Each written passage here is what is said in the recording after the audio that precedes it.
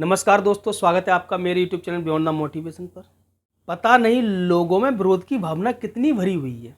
शंकराचार्य सब लोग जानते होंगे।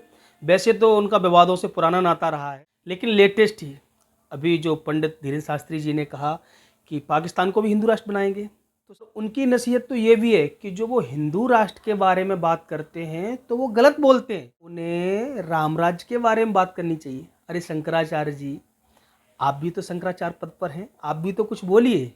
मैं उनका विरोध नहीं करता, उनको सहस्त्र नमन करता हूँ और उनसे निवेदन करना चाहूँगा कि कृपया करके ये ऐसी बातें ना बोलें कि।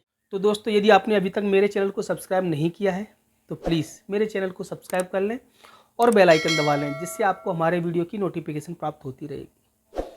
दोस्तों, मैं बात कर रहा हूँ अभी धीरेन्द्र शास्त्री जी की कथा चल रही है सूरत में। उन्होंने अभी एक बयान दिया है, ताज़ा बयान दिया है। तो किसी पत्रकार ने पूछा कि क्या आप पाकिस्तान में भी हिंदू राष्ट्र चाहते हैं, तो उन्होंने बोला ये तो निश्चय ही है, मैं पाकिस्तान को भी हिंदू राष्ट्र घोषित करवाऊंगा। तो मुझे लगता है कि गलत नहीं है, क्योंकि हिंदू राष्ट्र या अखंड भारत के ही तो सारे खंड हैं। बिग न्यूज पंडित धीरेन्द्र शास्त्री ने एक विवाद वाली बात कर दी, गलत बयानबाजी कर दी। मतलब नाम लेते जैसे पाकिस्तान इनके बाप का घर बैठा है।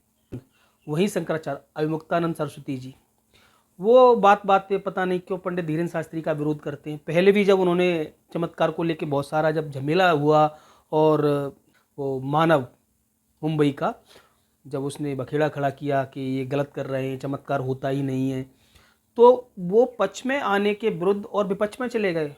तभी जोशीमठ में दरारें चल रही थी, तो उन्होंने बयान भी दिया था कि अगर इतनी ही शक्ति है, इतना ही चमत्कार कर सकते हैं, तो जोशीमठ की दरारें भर दें। बहुत सारे लोगों ने कहा चीन को भस्म कर दें, पाकिस्तान को भस्म कर दें।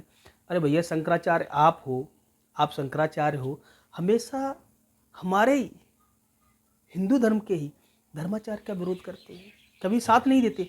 आप भी तो शंकराचार्य की पदवी पे हैं, काफ़ी दिनों से आप तो शंकराचार्य के बड़े शिष्य भी रहे हैं। अब आपको पीठाधीश्वर भी बना दिया गया है। आपने क्या किया, ये सोचना चाहिए। कुछ नहीं किया ना, बस विरोध किया है। वैसे तो काफ़ी लोग और बोलते हैं, गुप्त सूत्रों से बताते हैं कि वो एक पार्टी विशेष द्वारा पोषित किए जाते हैं। मैं नहीं कहता, सभी धर्माचार्य का मैं तो आदर करता हूँ, सम्मान करता हूँ, उनका भी करता हूँ। लेकिन मैं यही कहना चाहूँगा कि वो किसी दूसरे को नसीहत ना दें, खुद भी कार्य करें। ये ना बोलें अभी नए नए वो अभी उन्होंने फिर दोबारा भी 2 दिन पहले ही बोला है कि पंडित धीरेन्द्र शास्त्री को हिंदू राष्ट्र की बात नहीं करनी चाहिए, ये गलत है, ये अवधारणा ही गलत है।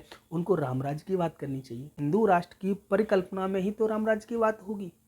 जब हिंदू राष्ट्र होगा तब राम राज्य की बात होगी, या किसी हिंदू विशेष व्यक्ति की, विशेष राजा की बात होगी, या हिंदू की अवधारणा की बात होगी, जिसके अंतर्गत ही तो राम राज्य की बात होगी। लेकिन उन्हें लाइमलाइट में आना है, मीडिया का फोकस लेना है, तो विरोध तो करना ही पड़ेगा। और किसी पार्टी का फंड मिलता है, जो मैं नहीं कहता बाकी लोग कहते हैं, तो बयानबाजी तो करनी पड़ेगी। जबकि पीठाधीश्वर आप हैं, शंकराचार्य हैं, आपको ऐसा कोई कार्य करना चाहिए। पहले उन्होंने धर्मांतरण के बारे में बोला था कि जो घर वापसी हो रही वो गलत है, ऐसे नहीं करानी चाहिए।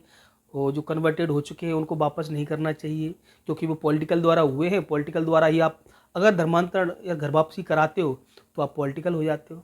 आप पॉलिटिकल नहीं है, मतलब कैसी ऐसी बातें करते हैं। दोस्तों, मैं तो यही कहना चाहूँगा कि आप जीवन में यदि आगे बढ़ना चाहते हो, यदि अपने धर्म को मानते हो, तो अपने धर्म के धर्माचार्यों को या अपने धर्म की ध्वजा को आगे बढ़ाने वाले को, अपनी ध्वजा को ऊंचा करने वाले का विरोध तो ना करें। लेकिन हाल ही एक इम्पोर्टेंट बात और वो भी मैं कहना चाहूँगा, इस वीडियो को पूरा देखें, ज़्यादा लंबा नहीं करूँगा। अभी न्यू पार्लियामेंट का उद्घाटन होने वाला है, उसमें सेंगोल जो राजदंड है उसकी काफ़ी चर्चा हो रही है। उसके बारे में मैं आपको थोड़ा बता देता हूँ। ये 800 ग्राम का दंड है, 4.5 फीट के लगभग लंबाई है इसकी। इसकी विशेष बात यह है कि इसके टॉप पर सबसे ऊपर नंदी महाराज विराजमान है, और उसमें तमिलनाडु में तमिल भाषा में बहुत सारी चीज़ें उकेरी गई है। बहुत ही धार्मिक चीज़ है। राजाओं को जब राजपाट का धर्मांतरण होता था पिता से पुत्र के बीच में, एक राजा से दूसरे राजा के बीच में, तो ये राजदंड प्रदान किया जाता है। ये राजदंड उसका प्रतीक है। अभी हमारी पार्लियामेंट, नई जो पार्लियामेंट बना है, संसद भवन बना है, उसमें रखा जाएगा, उसकी शोभा बढ़ाएगा। और इसको ऐसा भी बोल सकते हैं कि एक हिंदू राष्ट्र की नींव रखी गई है, क्योंकि हमारे नंदी महाराज नए पार्लियामेंट में विराजमान सबसे पहले होंगे और एक विशेष स्थान पर होंगे जहां पार्लियामेंट का अध्यक्ष बैठता है, जहां लोकसभा का अध्यक्ष बैठता है, उनके दाहिने साइड वहाँ पर विराजमान होंगे, उनको रखा जाएगा। और उसमें बहुत सारा उकेरा गया है। उसमें ये भी उकेरा गया है कि पहले राजदंड नेहरू जी को प्रदान किया गया था।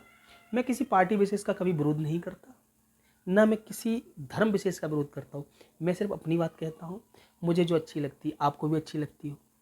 दोस्तों, ये जो सिंगोला है ये चांदी से बना हुआ है और इस पे सोने की परत लगाई गई है। बहुत अच्छी कलाकृति उकेरी गई हैं, माँ लक्ष्मी भी उसमें उकेरी गई हैं, बहुत सारी चीज़ें हैं, शायद आपको देखने को भी मिलेंगी। मैं तो आपसे इतना ही निवेदन करूंगा कि आप जितना सपोर्ट कर सकते हैं उतना सपोर्ट करें।